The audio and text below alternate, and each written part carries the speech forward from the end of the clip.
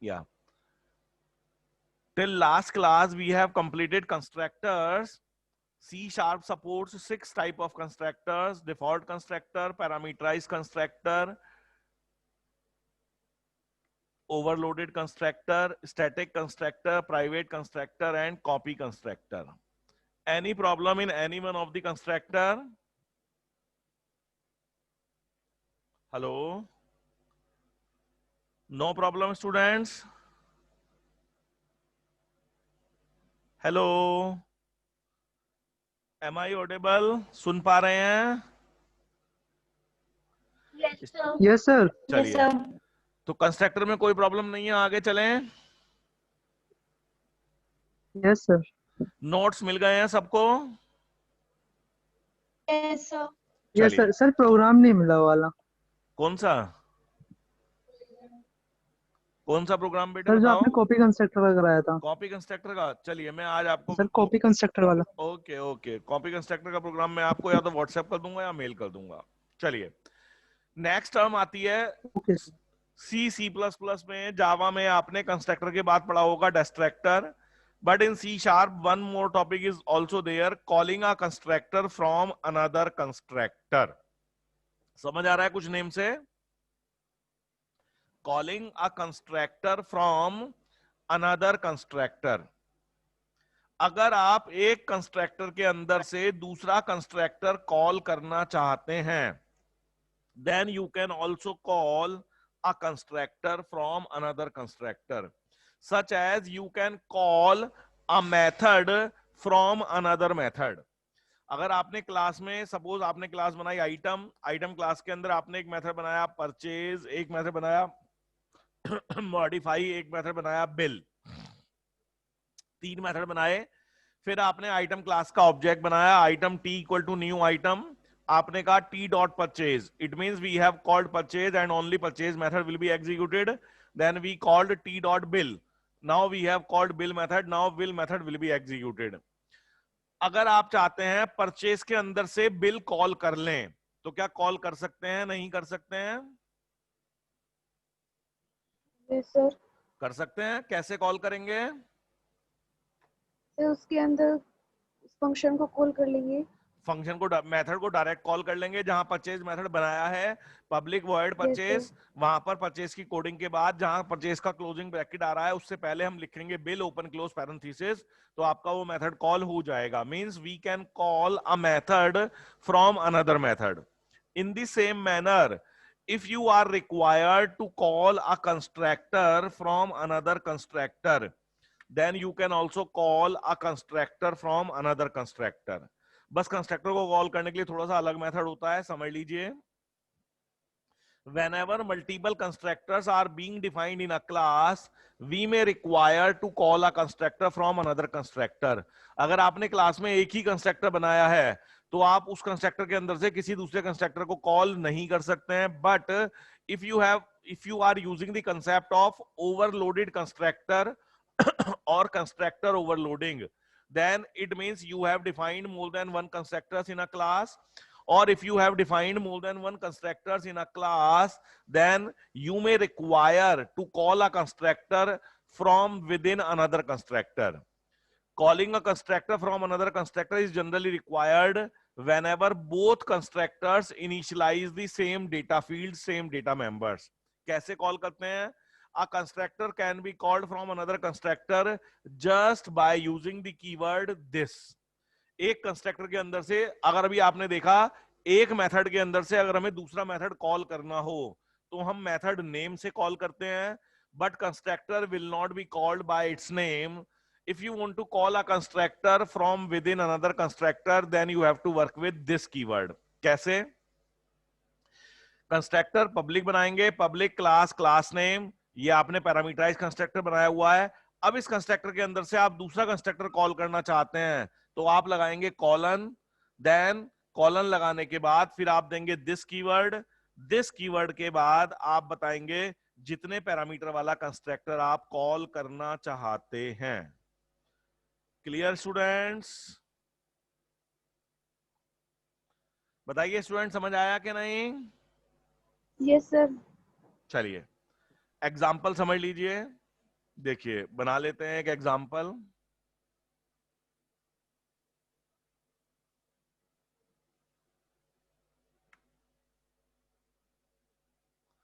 Suppose we are defining a class item to maintain item details. सबसे पहले हमने कहा using system, then class item. For an item we are required to maintain item number, price, quantity, string, name. अब हमने एक method बनाया public item. क्या कहेंगे इस मेथड को? कंस्ट्रक्टर, कौन सा constructor? Default constructor, default constructor. फिर हमने कहा पब्लिक आइटम इंट एनो string NM int PR int QT. इस मेथड को क्या कहेंगे बताइए students? Parameterized constructor. Parameterized parameterized constructor, constructor. ITNO equal to एनो, name equal to NM, price equal to PR, quantity equal to QT। ये जो constructor हमने बनाया है विद हाउ मेनी पैरामीटर्स बनाया है बताइए students? with 4 parameters. Now we want to define a constructor with 2 parameters. One is item number, second is name.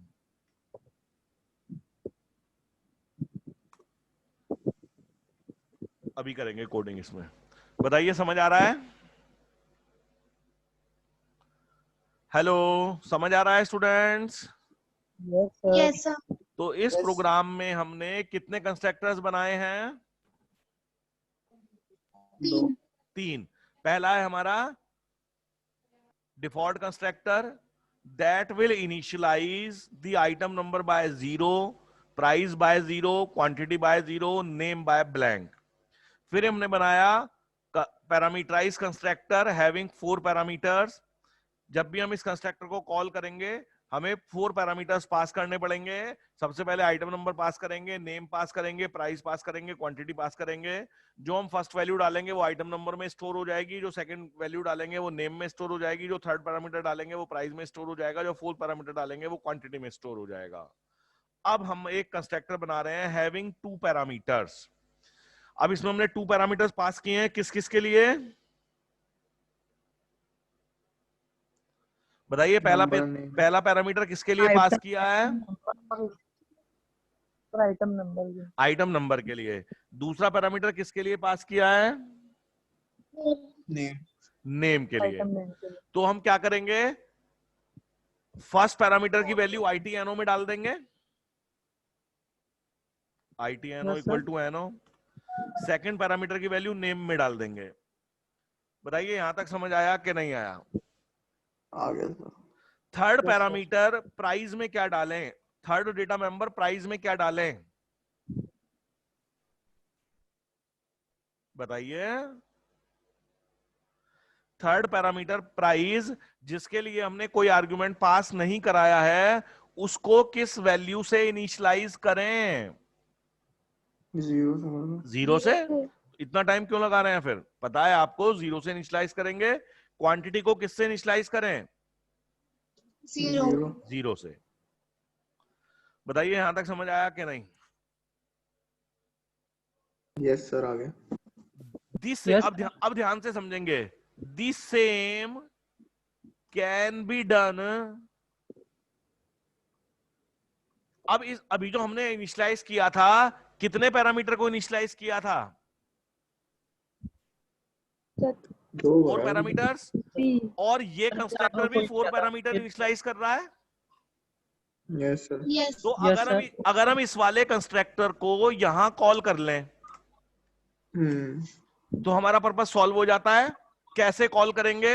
Constructor name के आगे कॉलन लगाएंगे, फिर दिस लिखेंगे, फिर हम पैरामीटर पास करेंगे आइटम नंबर के लिए, पैरामीटर पास करेंगे नेम के लिए, प्राइस के लिए पास करेंगे 0, क्वांटिटी के लिए पास करेंगे 0। और अब हमें यहां कोई कोड करने की रिक्वायरमेंट नहीं होगी। This is known as calling a parameter from calling a constructor from another constructor. यहां पे हमने क्या किया, इस कंस्ट्रक्टर से हमने ये वाला कंस्ट्रक्टर कॉल करा लिया। दिखाते हैं नोटेशन बना के। अब ये कंस्ट्रक्टर आपका यहां कॉल हो रहा है।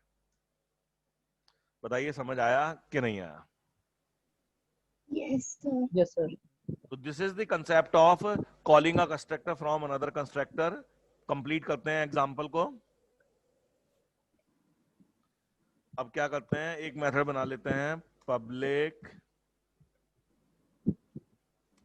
void display console dot write line slash n item number plus itno name price quantity name price quantity name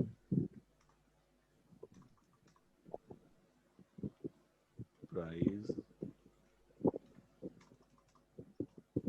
quantity closing of display, closing of class. Now we will define main class, say item demo. Here we will define public static void main. Suppose here we are required to work with 3 objects of item class. तो बताइए यहां पे कौन सा constructor call होगा? Default default constructor. And for T1, item number will be initialized by 0, item name will be initialized by blank, item price will be initialized by 0, item quantity will be initialized by 0. फिर हमने कहा item T2 equal to new item 101, lux, 30, 5. अब कौन सा constructor call होगा? Parameterise parameterised.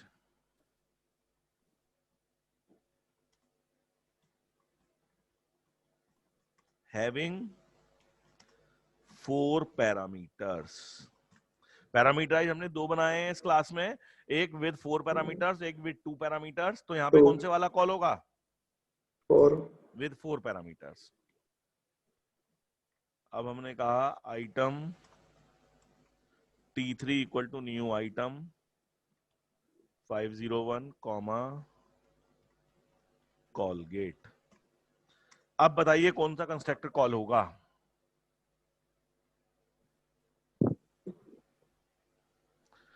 बताइए students. Sir 2 उसका जो बनाया था वो। नाउ पैरामीटराइज कंस्ट्रक्टर कॉल होगा Yes, sir. Having 2 parameters. बिल्कुल 2 सही बताया। Parameters. Parameterise constructor having 2 parameters. 2 parameters का मतलब ये वाला, यस क्लियर? सर। अब इसके अंदर से फिर ये वाला कंस्ट्रक्टर कॉल कर रखा है, तो Yes, sir. एक्चुअल में कौन सा कॉल हो जाएगा? एक्चुअल में Sir, यही 4 वाला कॉल हो पैरामीटर्स। जाएगा हैविंग 4 पैरामीटर्स। देखते हैं। T1 dot display, T2 dot display, T3 dot display. Closing of main, closing of class. Save करेंगे। Item demo dot CS, command prompt पे जाएंगे।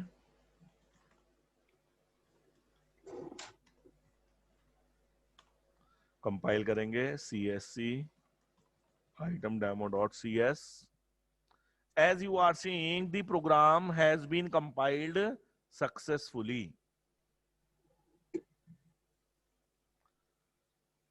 Clear, students? Yes, sir. Yes, sir. Now run कराएंगे item demo. तो आप देखिएगा T1 के लिए item number क्या इनिशियलाइज हो गया? जी name blank, price 0, quantity 0। T2 के लिए देख लेते हैं, यहां पर जो हमने T2 बनाया है उसके लिए आइटम नंबर दिया है 101, आइटम नेम दिया है लक्स, आइटम प्राइस दिए हैं 30, आइटम क्वांटिटी दी है 5। T3 के लिए जो हमने आइटम नंबर दिया है 101, आइटम नेम दिया है कॉलगेट, और प्राइस और quantity will automatically be initialised by 00। Yes, sir. Clear students? Yes, sir.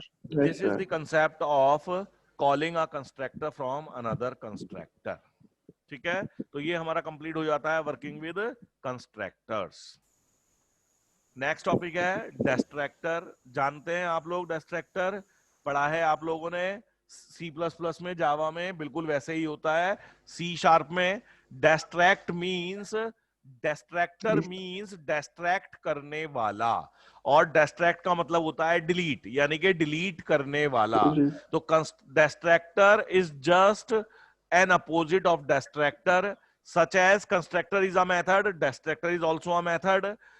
Constructor is executed, constructor is called whenever an object of a class is instantiated, but destructor is executed whenever an object of a class is destroyed, whenever an object of a class is deleted, or in other words we can say that destructor is executed to delete an object of a class, such as constructor is executed to construct, to create, to instantiate an object of a class. Clear, students? Hello, समझ आया students? Yes, sir. तो देखिए क्या कहा इन्होंने, a destructor is a method having the same name as class name. Java से थोड़ा सा डिफरेंट होता है, जावा में क्लास नेम से डिस्ट्रैक्टर नहीं बनाते हैं। बता सकते हैं जावा में डिस्ट्रैक्टर किस नेम से बनाते हैं? क्लास नेम से। स्टूडेंट्स, जावा में डिस्ट्रैक्टर किस नेम से बनाया जाता है? क्लास नेम से। नहीं, क्लास नेम से नहीं बनाते हैं।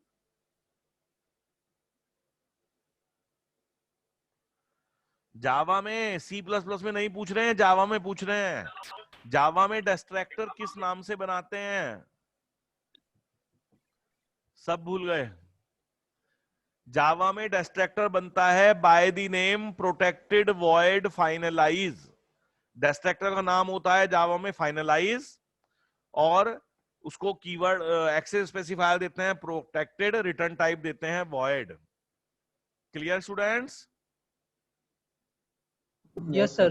चलिए, but while we are working with C++ और C#, a distractor is defined by the same name as class name. तो दोबारा से पढ़ लीजिएगा, a distractor is a method having the same name as class name that is used to destroy instances of that class when they are no longer needed.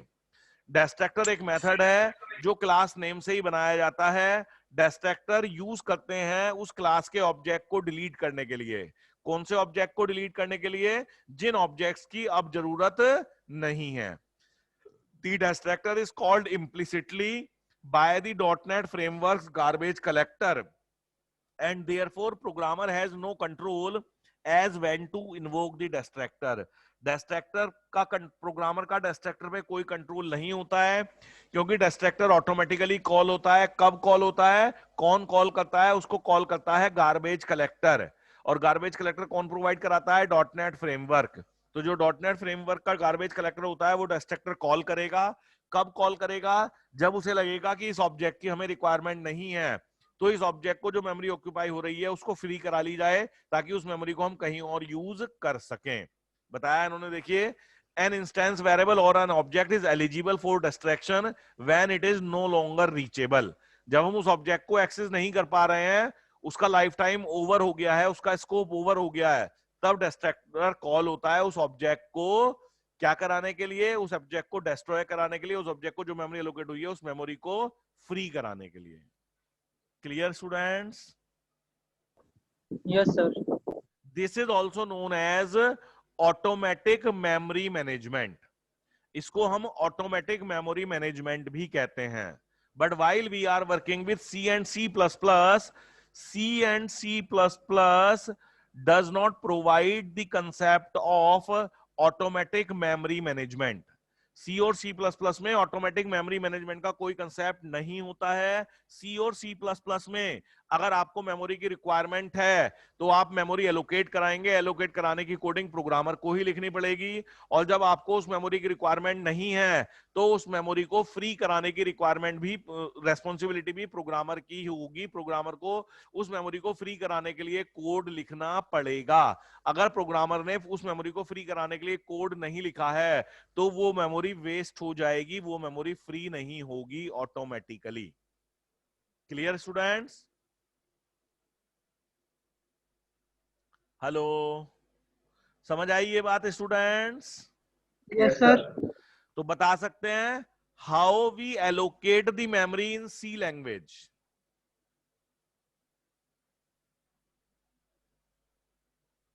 C में memory को कैसे allocate Runtime. कराते हैं? Sir run time. हाँ जी, run time पे. Sir malloc और calloc के उससे By very good, by using DMA functions, dynamic memory allocation functions. Those functions are malloc and calloc. अब malloc फंक्शन से आपने कोई मेमोरी एलोकेट कराई या calloc फंक्शन से आपने कोई मेमोरी एलोकेट कराई, उस मेमोरी को यूज कर लिया. अब उस मेमोरी की आपको रिक्वायरमेंट नहीं है तो आपको उस मेमोरी को फ्री कराना पड़ेगा. अगर आपने उस मेमोरी को फ्री नहीं कराया है तो वो मेमोरी ऑटोमेटिकली फ्री नहीं होगी. और अगर वो ऑटोमेटिकली फ्री नहीं होगी तो वो मेमोरी क्या हो जाएगी हमारी? वेस्ट हो जाएगी. Clear students? बता सकते हैं इस मेमोरी वेस्ट होने को टेक्निकल टर्म में क्या कहते हैं? इस मेमोरी वेस्टेज को टेक्निकल टर्म में क्या कहते हैं? Memory leakage. Memory leakage. Very good. This is known as memory leak और मेमोरी लीकेज. देखिए जो आपकी प्लेसमेंट ड्राइव्स होंगी, प्लेसमेंट ड्राइव्स में डेटा स्ट्रक्चर से भी क्वेश्चंस होंगे और डेटा स्ट्रक्चर में ये क्वेश्चन आपसे जरूर पूछा जाएगा, what do you mean bye memory leak, what is memory leak. Clear students? मान लीजिए आपने इस तरह का एक प्रोग्राम बनाया जिसमें मैलॉक से कुछ मेमोरी एलोकेट कराई लेकिन उसको फ्री नहीं कराई. आपने प्रोग्राम रन कराया, जैसे आप प्रोग्राम रन कराएंगे तो वो मेमोरी एलोकेट हो गई, आप प्रोग्राम से बाहर आ गए, फ्री नहीं हुई. वो दोबारा प्रोग्राम रन कराया, फिर दूसरी मेमोरी एलोकेट हो गई, फिर प्रोग्राम से बाहर आ गए, फिर तीसरी मेमोरी एलोकेट हो गई, फिर प्रोग्राम से बाहर आ गए. ऐसे आपकी मेमोरी एलोकेट होती चली जाएगी और आप उस मेमोरी को फर्दर यूज नहीं कर पाएंगे. ठीक है? अगर आप चाहते हैं जो मेमोरी आपने एलोकेट कराई है अब जब उसकी रिक्वायरमेंट नहीं है, when it is no longer required, then you must reclaim that memory. Reclaim का मतलब है you must free that memory. While we are working with C or C++, since C and C++ doesn't provide the concept of garbage collection, therefore this is the responsibility of a programmer to manage the memory. Manage का मतलब है अगर उसे requirement है तो memory allocate कराने की responsibility programmer की होगी. अब उसने उसको यूज कर लिया, अब उसको उसकी रिक्वायरमेंट नहीं है तो मेमोरी फ्री कराने की रेस्पॉन्सिबिलिटी भी प्रोग्रामर की ही होगी. But while we are working with Java and C#.NET, since they provide the concept of garbage collection and garbage collection automatically provide the concept of memory management, therefore programmer is required to allocate the memory only. जैसे आपने यहां पर 3 object को memory allocate कराई है T1, T2, T3 के लिए, लेकिन आप देख रहे हैं आपने इस प्रोग्राम में कहीं पर भी इस जो मेमोरी एलोकेट कराई थी उस मेमोरी को फ्री नहीं कराया है. देख रहे हैं इस प्रोग्राम में? हेलो, सुन पा रहे हैं students? Am I audible? Yes sir. तो आप देख रहे हैं आपने मेमोरी एलोकेट तो कराई है, जावा और .NET में मेमोरी एलोकेट कराने के लिए कीवर्ड होता है न्यू, तो आपने न्यू कीवर्ड से मेमोरी एलोकेट तो कराई है, लेकिन कहीं पे उसको फ्री नहीं कराया है। डजंट मैटर, ये मेमोरी ऑटोमेटिकली फ्री करा लेगा। कौन? गार्बेज कलेक्टर, क्योंकि गार्बेज जावा और .NET provide the concept of garbage collector, and garbage collector automatically free up the resources that are no longer required. तो therefore while you are developing a program in C++, you must define a destructor and you must write down the code to free up the memory. But while we are working with Java and C# .NET, we are not compulsory to define a destructor, because they provide the concept of garbage collector, and garbage collector automatically free up the memory which are no longer required. बताइए समझ आया कि नहीं आया? Clear? Yes sir. चलिए Yes, अब sir. देखिए, आप सोच रहे होंगे कंस्ट्रक्टर भी हम क्लास नेम से बनाते हैं, डिस्ट्रक्टर भी क्लास नेम से बनाते हैं, तो कैसे पता चलेगा कंपाइलर को कि कौन सा कंस्ट्रक्टर है कौन सा डिस्ट्रक्टर है? कुछ ना कुछ डिफरेंट हमें देना पड़ेगा। तो कंस्ट्रक्टर के आगे टिल्डे मार्क लगा देते हैं, सेम एज C++। अगर आपको C++ याद हो तो C++ में भी ऐसा ही करते थे, कंस्ट्रक्टर को क्लास नेम से बनाते थे, डिस्ट्रक्टर को भी क्लास नेम से बनाते थे, लेकिन डिस्ट्रक्टर में क्लास नेम से पहले टिल्डे मार्क लगा देते थे, जो कीबोर्ड में हमारे पास 1 से पहले वाली की पे होता है। जो ऊपर न्यूमेरिक कीज होती हैं उसमें जो 1 की की होती है, 1 से जो पहले वाली की होती है जिसमें अपोस्ट्रोफी का साइन होता है, वहां पर होता है। Clear students?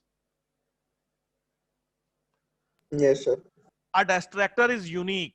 यूनिक का मतलब है आप अपनी क्लास में एक से ज्यादा डिस्ट्रक्टर नहीं बना सकते हैं। Means concept of overloaded distractor is not there. Next is a distractor has no return type. Distractor का कोई भी return type नहीं होता है, because a distractor cannot return any value. Next is a distractor does not accept any parameter and modifier. जब भी आप constructor बनाते हैं तो उसको मॉडिफायर देते हैं पब्लिक, लेकिन जो आप डिस्ट्रक्टर बनाएंगे उसको कोई मॉडिफायर नहीं देंगे। दूसरा, कंस्ट्रक्टर आप डिफॉल्ट भी बना सकते हैं, पैरामीटराइज भी बना सकते हैं, लेकिन डिस्ट्रक्टर एक ही बनता है और वो भी नॉन पैरामीटराइज्ड होता है, डिफॉल्ट कंस्ट्रक्टर होता है। विद पैरामीटर्स आप कंस्ट्रक्टर नहीं बना, डिस्ट्रक्टर नहीं बना सकते हैं। It can not be overloaded, बता चुके हैं आपको पहले।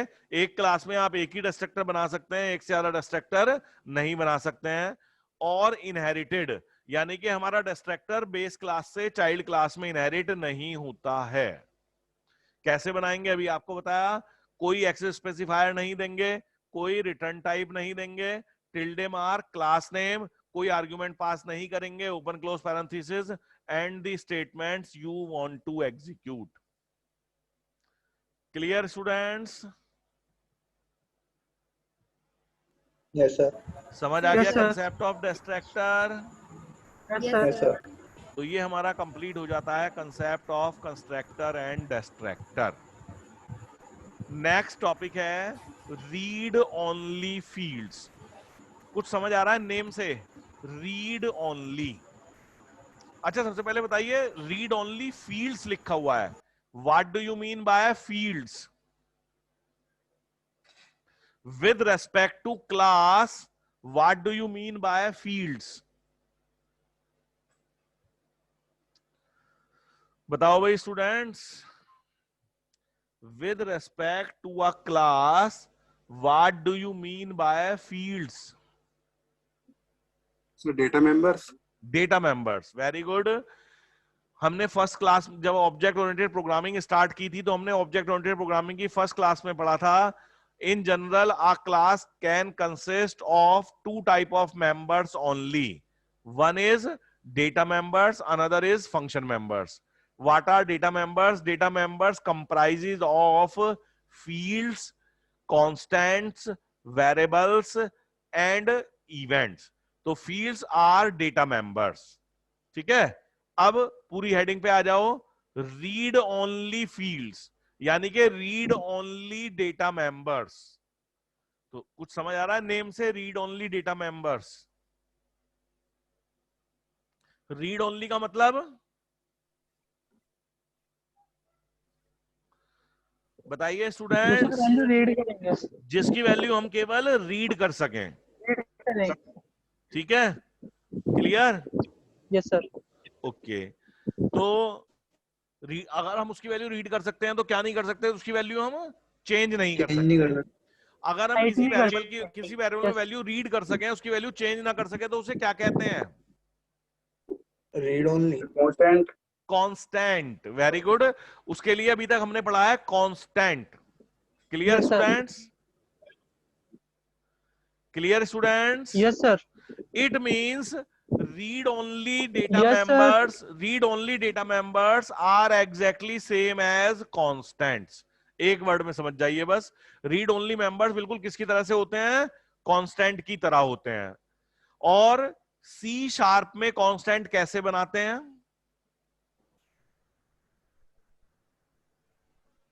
बताइए स्टूडेंट्स, सी शार्प में कांस्टेंट कैसे बनाते हैं? कांस्टेंट लिखते होंगे सर, कांस्ट करके। लिखते होंगे मतलब? होंगे से क्या मतलब है? क्या लिखते हैं वो बताइए। पढ़े नहीं सर ये कांस्टेंट लिखते हमने? होंगे, CONST लिखते होंगे, कांस्ट CONST। वेरिएबल। बिल्कुल। while we are working with C sharp to declare a constant, keyword is const, CONST। जावा में कैसे डिक्लेयर करते हैं कांस्टेंट? बोलो भाई। फाइनल। सी प्लस प्लस में कैसे डिक्लेयर करते हैं कांस्टेंट? ऐसे ही करते हैं, कांस्ट कॉन्स्ट कीवर्ड। करके। सी में कैसे डिक्लेयर करते हैं constant?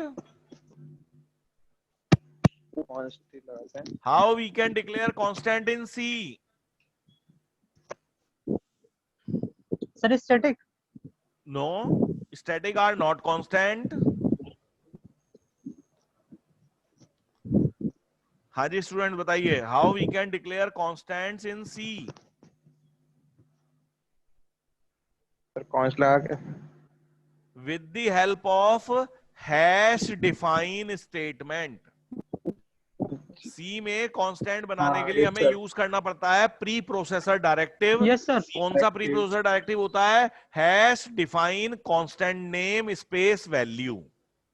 Clear students? Yes sir. वापस सी शार्प में आ जाते हैं। अब सी शार्प में कांस्टेंट डिक्लेयर करने के लिए हमारे पास दो मेथड हो गए, एक तो कांस्ट कीवर्ड और एक रीड ओनली। अब दोनों में डिफरेंस क्या है समझ लीजिए ध्यान से। Read only and constant both are not exactly same. Both are same but both are not exactly same. दोनों में डिफरेंस क्या होता है समझ लीजिए। What are constants? Constants are those whose value cannot be changed throughout the program. They must be declared at the time of they must be initialized at the time of their declaration. After that, their value cannot be changed. बताइए ये बात समझ आई कि नहीं आई? बताइए students. Yes, sir. आ sir गया? नहीं आया समझ। क्यों कांस्टेंट की बात कर रहे हैं बेटा? अभी तो कांस्टेंट तो पहले भी पढ़ सर चुके हैं। दोबारा बताइए सर आप। दोबारा सुन लीजिए। Constants are those whose value cannot be changed throughout the program. They are required to be initialized at the time of their declaration. After that, their value cannot be changed. अब बताइए समझ आया कि नहीं? Yes sir आ गया समझ। Constant वो होते Run हैं time पे जिनकी नहीं होंगे वैल्यू सर। हम पूरे प्रोग्राम में चेंज नहीं कर सकते हैं, इसलिए जब हम कांस्टेंट डिक्लेयर करते हैं तब उनकी वैल्यू देना कंपलसरी है। Clear students? Yes sir. अब देखिए, मान लीजिए हमने ये प्रोग्राम बनाया, क्लास बनाई item to maintain the details of an item. Clear? अब यहां पर हम एक और